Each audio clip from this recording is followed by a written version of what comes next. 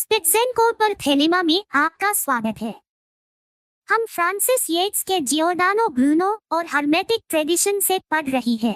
एक ऐसा काम जिसने मौलिक रूप से बदल दिया कि विद्वान पुनर्जागरण जादू के नीचे बौद्धिक सबसेट को कैसे समझते हैं और विस्तार से पश्चिमी गूढ़वाद की वंशावली को भी समझते हैं। यह परिच्छेद उस क्षण की चिंता करता है जब 1460 के आसपास फ्लोरेंस में एक ग्रीक पांडुलिपि पहुंची जिसमें कॉर्पस हर्मेटिकम शामिल था, एक पाठ जिसका उद्देश्य मिस्र के प्रसिद्ध ऋषि हर्मीस ट्रिस्मेगिस्टस की शिक्षाओं को संरक्षित करना था। येट्स यहाँ जो जांच कर रही है वह केवल पाठ्य इतिहास नहीं है, बल्कि ईसाई प्राधिकरण और बुतपरस्त ज्ञानवाद के बीच टकराव है, और उस टकराव ने पुनर्जागरण जादू के लिए बौद्धिक अनुमति संरचना को ईसाई यूरोप के भीतर अस्तित्व में कैसे उत्पन्न किया। दाव पूर्ण थी। यदि हर्मीस को ईसा मसीह के पूर्व ईसाई भविष्यवक्ता के रूप में पढ़ा जा सकता है, तो उसकी जादुई शिक्षा का पुनर्वास किया जा सकता है। यदि वह नहीं कर सका, तो उसकी कार्यों का अध्ययन करने वाला कोई भी व्यक्ति राक्षसों के साथ तस्करी कर रहा था। येट्स इस तर्क को लैक्टेंटियस, ऑगस्टाइन और अंततः कोसिमो डी मेडिसी के असाधारण निर्णय के माध्यम से खोजती है, जिसमें मार्सिलियो फिकिनो ने प्लेटो से पहले हर्मीस का अनुवाद किया था। पुनर्जागरण सीखने की कतार में मिस्र के जादूगर को ग्रीक दर्शन से आगे रखा। यही वह क्षण है जब पश्चिमी गौरतावाद रूढ़िवादी सत्ता की नजर में दार्शनिक रूप से सम्मानजनक बन जाता है। यह मार्ग पुनर्जागरण बौद्धिक इतिहास की परंपरा से संबंधित है, जिसका उद्घाटन जैकब बर्कहार्ट ने किया था और पॉल ऑस्कर क्रिस्टेलर द्वारा परिष्कृत किया गया था। लेकिन येट्स ने एक महत्वपूर्ण तत्व जोड़ा है। वह हर्मेटिक पुनरुद्धार को एक पुरातन जिज्ञासा के रूप में नहीं, बल्कि एक परिवर्तनकारी शक्ति के रूप में पढ़ती है।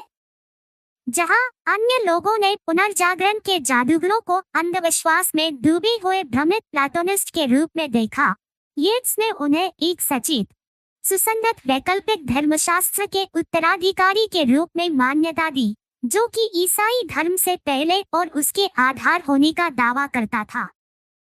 परफेक्ट वर्ड या सेर्मो परफेक्टिस एस्क्लेपियस के मूल ग्रीक शीर्षक का सही अनुवाद है, और लैक्टेंटियस ने ग्रीक में जो उद्धरण उद्धृत किया है वह मोटे तौर पर हमारे लैटिन अनुवाद के एक अंश से मेल खाता है। इस प्रकार एस्क्लेपियस, वह कार्य जिसमें मिस्रियों ने अपनी मूर्तियों को कैसे बनाया और मिस्र के धर्म के लिए विलाप का अजीब विवरण शामिल है, पवित्र हो जाता है, क्योंकि इसमें भगवान के पुत्र के संबंध में एक भविष्यवाणी शामिल है। यह केवल एस्क्लेपियस में ही नहीं था कि हर्मेटिक लेखकों ने ईश्वर के पुत्र अभिव्यक्ति का उपयोग किया था। तिमांदर की शुरुआत में, जो कि सृष्टि का हर्मेटिक विवरण है, कहा जाता है कि सृष्टि का कार्य एक चमकदार शब्द के माध्यम से होता है, जो ईश्वर का पुत्र है। रचनात्मक शब्द के रूप में ईश्वर के पुत्र की चर्चा करते समय धर्म ग्रंथों के उद्धरणों के साथ लैक्टेंटियस गैर-यहूदी पुष्टि में लाता है, यह इंगित करते हुए कि यूनानी लोग उसे लोगों के रूप में बोलते हैं और ट्रिस्मेगिस्टस के रूप में भी। वह निस्संदेह तिमांदर में रचनात्मक शब्द के अंश को ईश्वर के पुत्र के रूप में सोच रहा था, और वह आगे कहता है कि ट्रिस्मेगिस्टस, जिसने किसी न किसी माध्यम से लगभग सभी सत्य की खोज की, अक्सर शब्द की उत्कृष्टता और महिमा का वर्णन करता था। वास्तव में लैक्टेंटियस हर्मीस ट्रिस्मेगिस्टस को गैर-यहूदी द्रष्टाओं और भविष्यवक्ताओं में से सबसे महत्वपूर्ण मानता है, जिन्होंने ईसाई धर्म के आगमन की भविष्यवाणी की थी, क्योंकि उन्होंने ईश्वर के पुत्र और वचन के बारे में बात की थी। इंस्टीट्यूट्स के 3 अंशों में उन्होंने मसीह के आगमन की गवाही के रूप में सिबिल्स के साथ ट्रिस्मेगिस्टस का हवाला दिया। लैक्टेंटियस कहीं भी हर्मीस ट्रिस्मेगिस्टस के खिलाफ कुछ नहीं कहता है।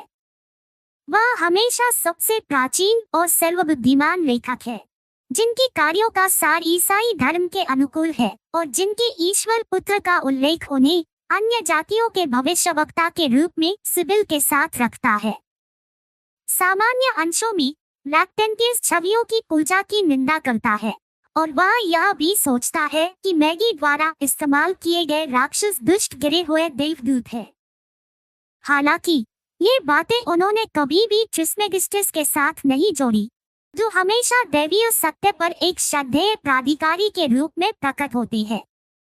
यह कोई आश्चर्य की बात नहीं है कि लैक्टेंटियस पुनर्जागरण मैगस के लिए एक पसंदीदा पिता बन गया जो ईसाई बने रहना चाहता था। हालांकि ऑगस्टाइन पुनर्जागरण मैगस के लिए एक कठिनाई थी, जो ईसाई बने रहना चाहते थी, क्योंकि डी सिविटेड देई में ऑगस्टीन ने मूर्तियों के संबंध में मिस्र के हर्मीस, जिसे ट्रिस्मेगिस्टस कहा जाता है, ने जो लिखा था उसकी कड़ी निंदा की है, यानी एस्क्लेपियस के उस अंश के बारे में जिसे उन्होंने विस्तार से उद्धृत किया है कि कैसे मिस्रियों ने अपने जादुई धर्म में जादू के तरीकों से अपने देवताओं की मूर्तियों को जीवंत किया, उनमें आत्माओं को खींचकर। ऑगस्टीन एस्क्लेपियस के ग्रीक पाठ का उपयोग नहीं कर रहा है जैसा कि लैक्टेंटियस ने किया था, लेकिन वही लैटिन अनुवाद जो हमारे पास है और जो कम से कम चौथी शताब्दी का होना चाहिए। जैसा कि पहले उल्लेख किया गया है, इस अनुवाद का श्रेय मदोरा के एपुलियस को दिया जाता था। वह संदर्भ महत्वपूर्ण है जिसमें ऑगस्टाइन एस्क्लेपियस में मूर्ति पूजक मार्ग पर अपना हमला करता है। वह आम तौर पर जादू पर हमला करता रहा है और विशेष रूप से मदोरा के एपुलियस द्वारा रखी गई आत्माओं या डेमोन्स पर विचारों पर हमला करता रहा है। मदोरा के एपुलियस उन लोगों में से एक का एक उल्लेखनीय उदाहरण है जो ग्रेको रोमन दुनिया की सामान्य संस्कृति में उच्च शिक्षित थी, जिन्होंने स्कूलों की बासी शिक्षाओं से थककर जादूटोना और विशेष रूप से मिस्र के जादूटोने में मुक्ति की तलाश की थी। लगभग 123 में जन्मे एपोलियस ने कार्थेज और एथेंस में शिक्षा प्राप्त की और बाद में मिस्र की यात्रा की, जहां वह एक मुकदमे में शामिल हो गए जिसमें उन पर जादू का आरोप लगाया गया था।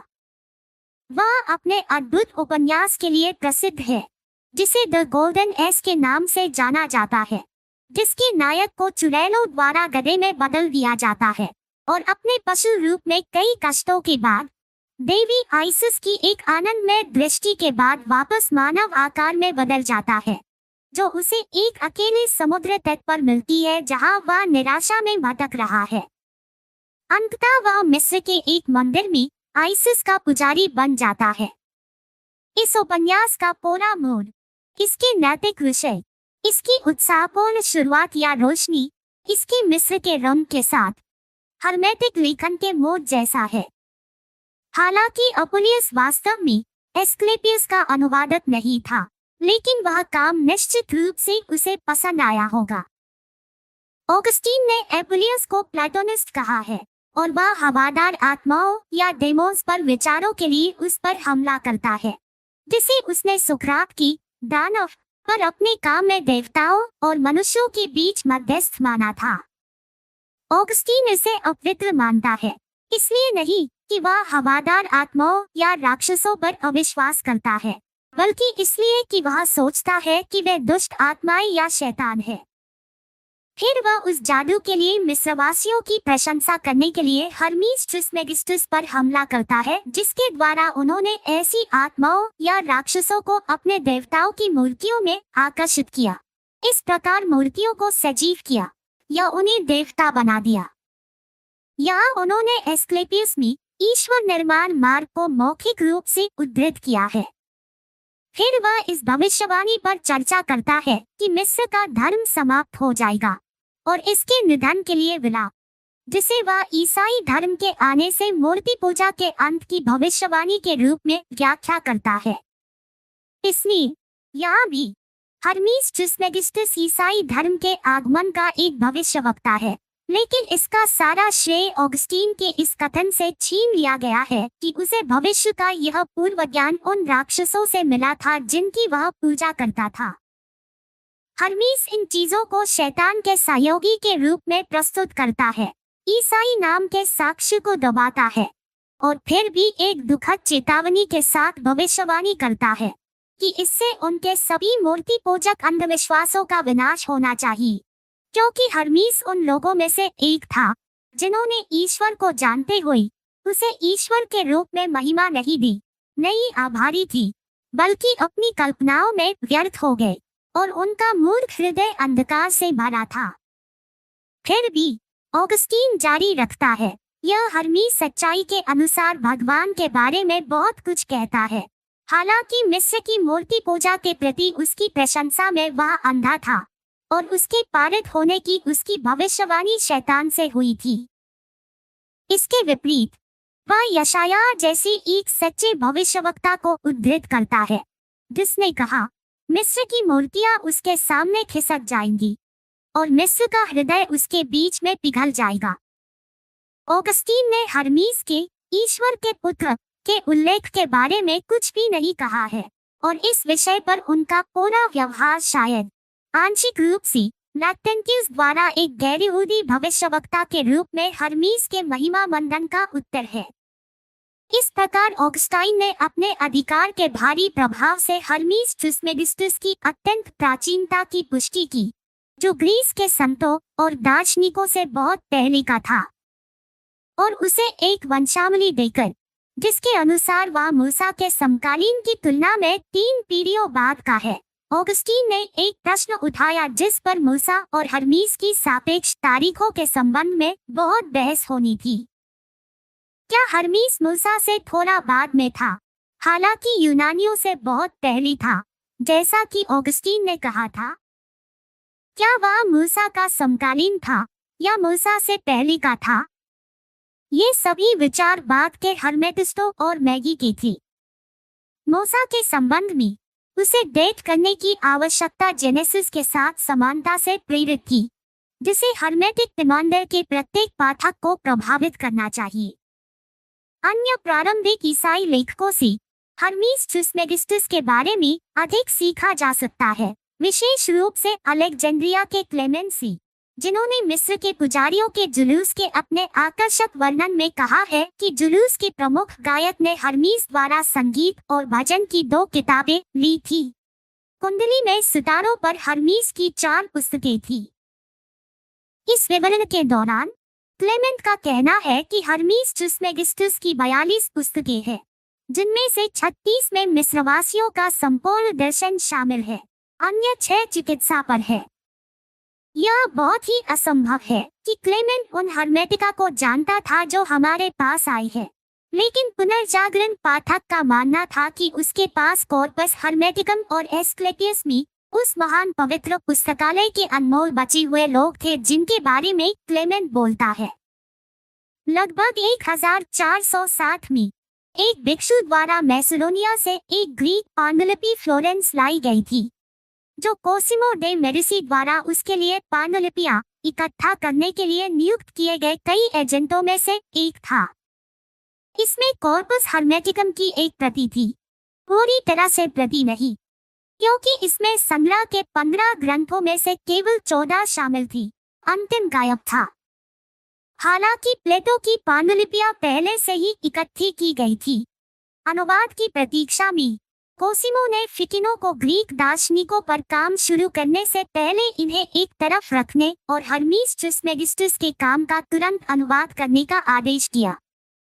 प्लोटिनस टिप्पणियों के लोरेंजो डे मेडिसी के प्रति समर्पण में फिकिनो ने ही हमें यह बताया है, जिसमें उन्होंने फ्लोरेंस की परिषद में जेमिस्टस प्लेटो और अन्य बीजांतिन विद्वानों के आने से ग्रीक अध्ययन को दिए गए प्रोत्साहन का वर्णन किया है और कैसे उन्हें खुद कोसिमो द्वारा ग्रीक दर्शन के खजाने का अनुवाद करने के लिए नियुक्त किया गया था, जो अब बीजांतियम से पश्चिम में आ रही है। उनका कहना है कि कोसिमो ने अनुवाद के लिए उन्हें प्लेटो की रचनाएं सौंपी थी, लेकिन वर्ष 1463 में कोसिमो से फिकिनो को संदेश मिला कि उसे पहले हर्मीस का अनुवाद करना होगा और उसके बाद प्लेटो के पास जाना होगा। फिकिनो ने कुछ महीनों में अनुवाद किया, जबकि बोरा कोसिमो, जिसकी मृत्यु 1464 में हुई थी, अभी भी जीवित था। फिर उन्होंने प्लेटो पर शुरुआत की। यह एक असाधारण स्थिति है।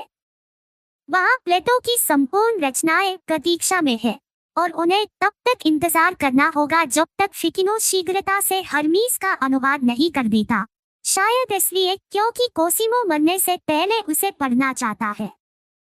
यह 3 बार महान व्यक्ति की रहस्यमय प्रतिष्ठा का क्या प्रमाण है? कोसिमो और फिकिनो को फादर से पता था कि हर्मीस ट्रिस्मेगिस्टस प्लेटो से बहुत पहले का था। वे लैटिन एस्क्लेपियस को भी जानते थे जिसने उसी प्राचीन स्रोत से अधिक प्राचीन मिस्र के ज्ञान की भूख को बढ़ाया। मिस्र ग्रीस से पहले था, हेमीस प्लेटो से पहले थी। येट्स ने यहाँ जो पुनर्निर्माण किया है वह बौद्धिक अधिकार का संकट है जिसने पुनर्जागरण जादू को मौलिक रूप से आकार दिया है। 2 चर्च फादरों ने एक ही उपदेशात्मक पाठ पढ़ा और विपरीत निष्कर्ष पर पहुंची। लैक्टेंटियस 4वीं शताब्दी की शुरुआत में लिखते हुए हर्मीस को एक बुतपरस्त भविष्यवक्ता के रूप में देखा, जिसके ईश्वर के पुत्र और शब्द के आह्वान ने उसे ईसाई धर्मशास्त्र के साथ संरेखित किया, सच्चाई का एक गैरयहूदी गवाह जिसे ईसाई धर्म बाद में पूरी तरह से प्रकट करेगा।